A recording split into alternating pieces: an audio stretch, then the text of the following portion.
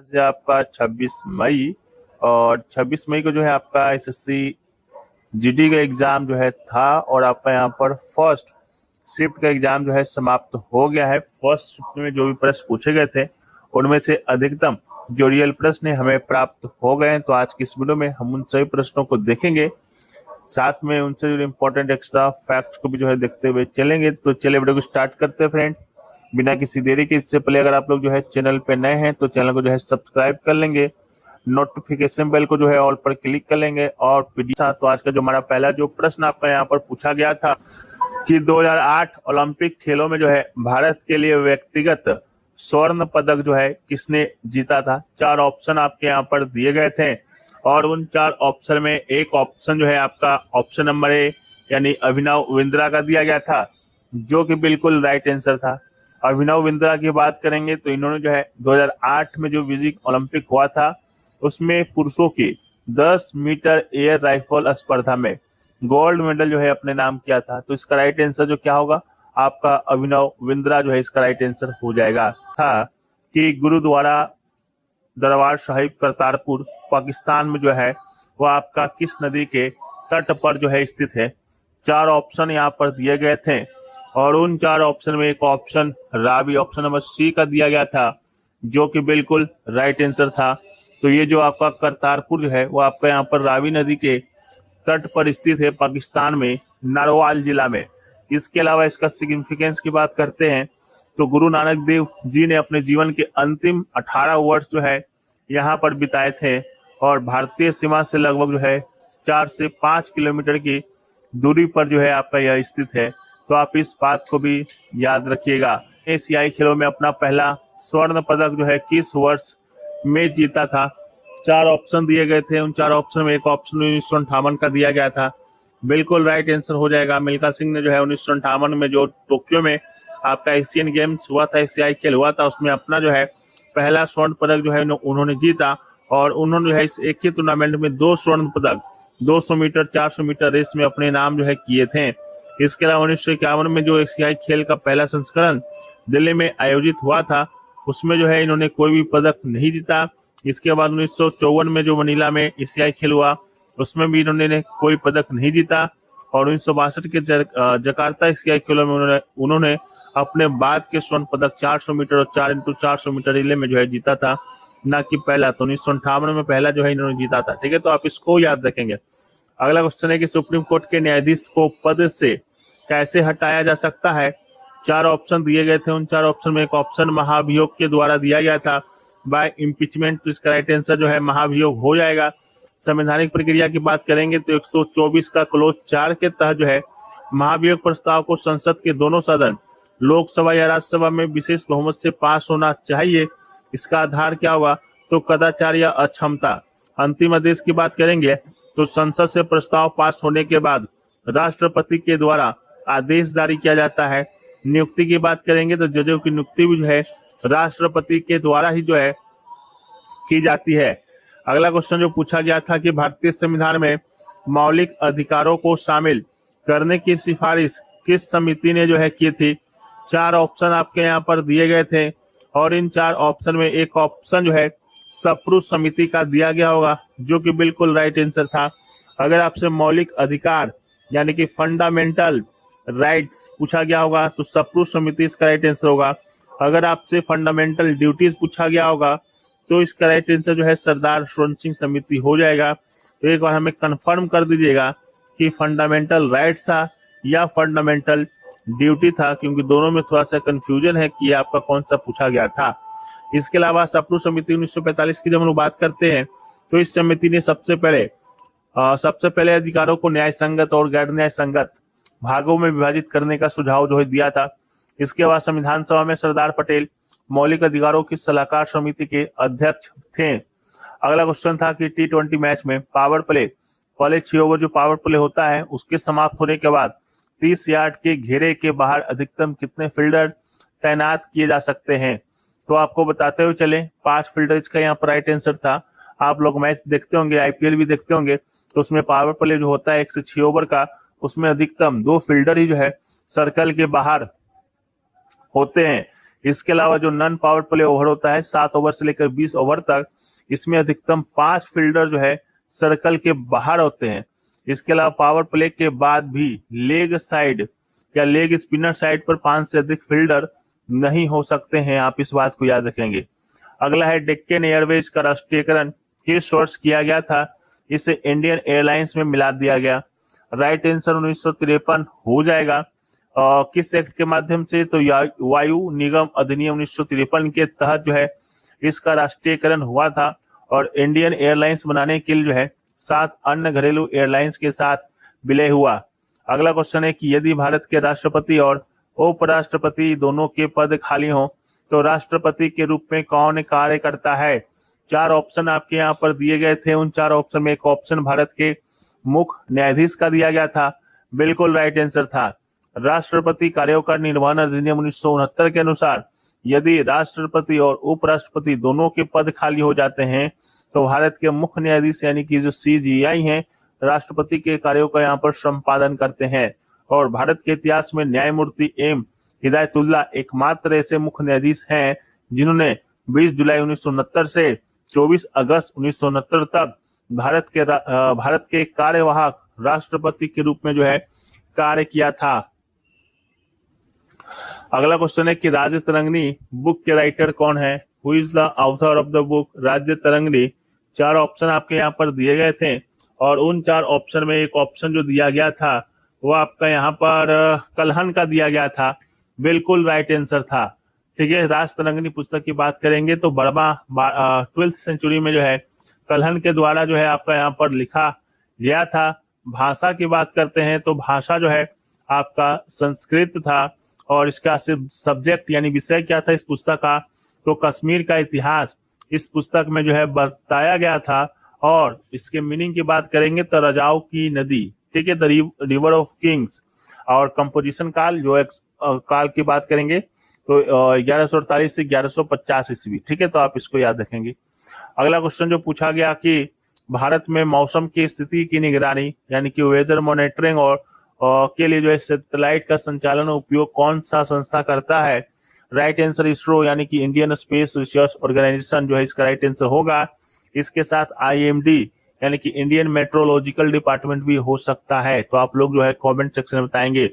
इसके अलावा इसरो की बात करेंगे तो इसरो मौसम पर निगरानी रखने वाला सैटेलाइट जैसे इनसेट 3DR और GISAT को डिजाइन किया और लॉन्च किया है। इसके अलावा IMD जो है उन सैटेलाइट से मिलने वाला डेटा का उपयोग करके मौसम का पूर्वानुमान यानी कि वेदर फोरकास्ट जो है लगाता है।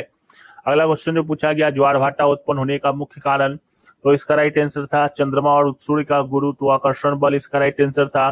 चंद्रमा का प्रभाव की बात करेंगे क्योंकि चंद्रमा पृथ्वी के करीब है इसलिए ज्वार उत्पन्न करने में उसका गुरुत्वाकर्षण बल सबसे प्रमुख होता है।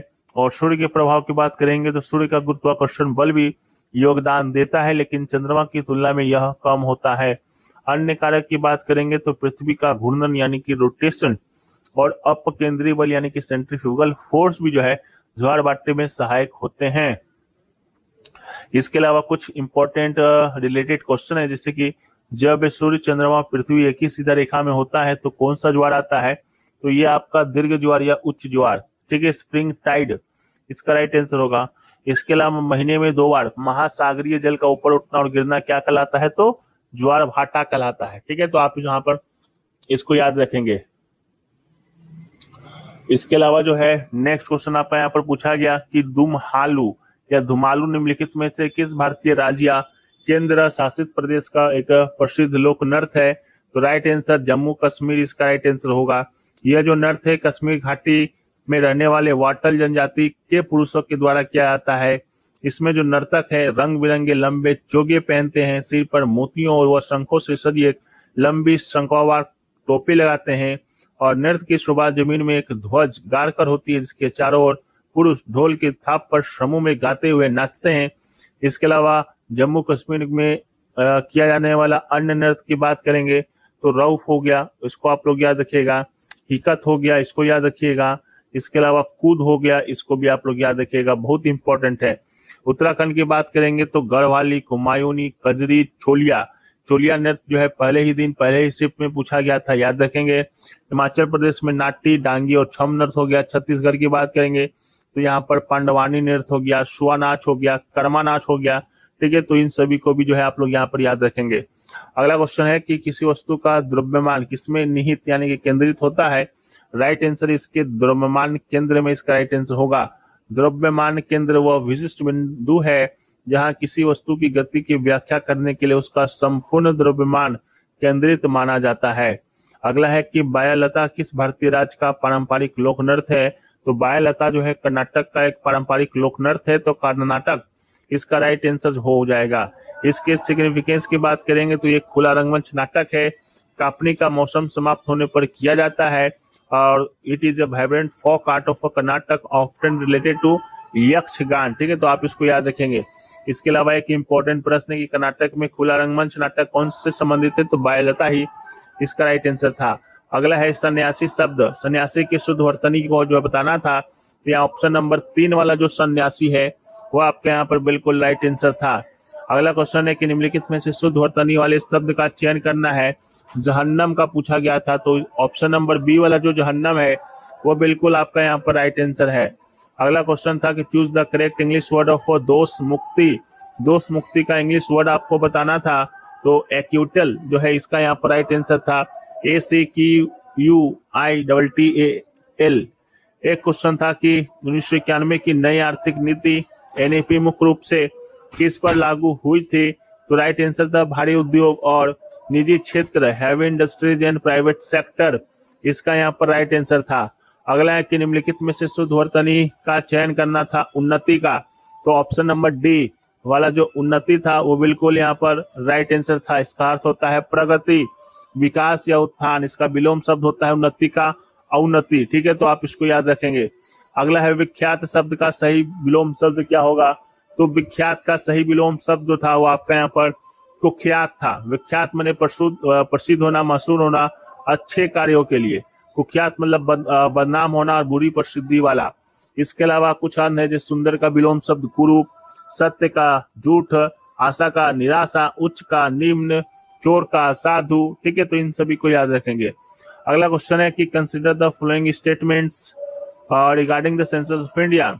भारत की जनगणना के संबंध में निम्नलिखित कथन पर विचार करना था। पहला है कि भारत की अगली दशकीय जनगणना पूरी तरह से वर्ष 2028 में आयोजित की जानी तय हुई है।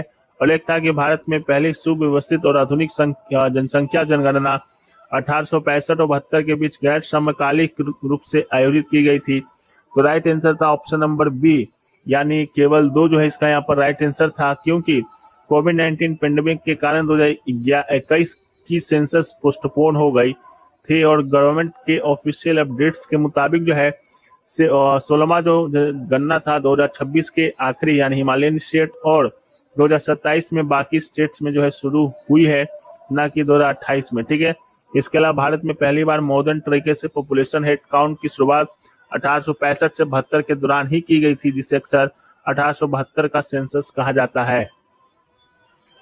अगला है, यदि एक वर्ग का क्षेत्रफल 121 सेंटीमीटर स्क्वायर है और तो उसकी भुजा की लंबाई ज्ञात करना था, तो 11 सेंटीमीटर इसका यहाँ पर राइट आंसर हो जाएगा।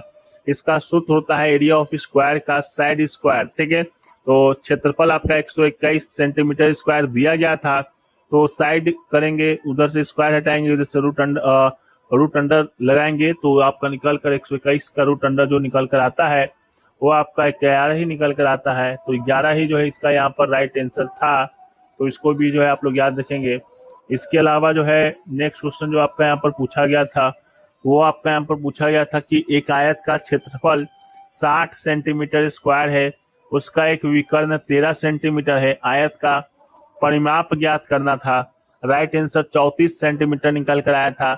एरिया होता है आयत का L/B, 60 होता है, विकर्ण D13 दिया गया था, और विकर्णों के लिए जो है D² = L² + V² हो जाएगा।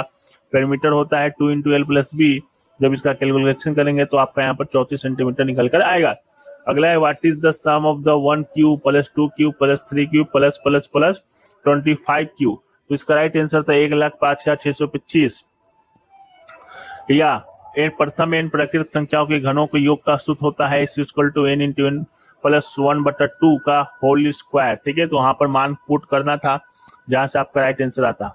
अगला है कि निम्नलिखित में से जन्नत शब्द का शुद्ध रूप कौन सा है, तो ऑप्शन बी वाला जो जन्नत था वो आपका यहाँ पर बिल्कुल राइट आंसर था। ठीक है, तो ऑप्शन बी वाला जन्नत यहाँ पर राइट आंसर हो जाएगा। ठीक है, तो इसको आप लोग देख लेंगे। इसके अलावा जो है और क्वेश्चन जो पूछा गया था वो आपका यहाँ पर पूछा गया कि घुमुरा किस राज्य का जो है प्रसिद्ध लोक नृत्य है, तो घुमुरा की बात करेंगे तो यह आपका ओडिशा का प्रसिद्ध लोक नृत्य है। तो ओडिशा जो है आपका यहाँ पर इसका राइट आंसर जो है आपका हो जाएगा। इसके मूल स्थान की बात करेंगे तो यह मुख्य रूप से कालाहांडी, नुआपाड़ा, बोलिंगेर और कोरापुट जिलों में जो है किया जाता है। इसके अलावा जो है यह एक युद्ध नृत्य वार डांस के रूप में शुरू हुआ था, जिसे अब उत्सव और सांस्कृतिक कार्यक्रमों में किया जाता है। इस नृत्य में घुमरा यानी कि मिट्टी का बना ड्रम का उपयोग किया जाता है और यह नृत्य आमतौर पर पुरुष के द्वारा किया जाता है। ठीक है, तो आप इसको याद रखेंगे। ये क्वेश्चन जो है आपके एग्जाम में पूछा गया था। इसके अलावा ये सारे प्रश्न जिन्होंने बताए उनका तो सभी का बहुत बहुत धन्यवाद।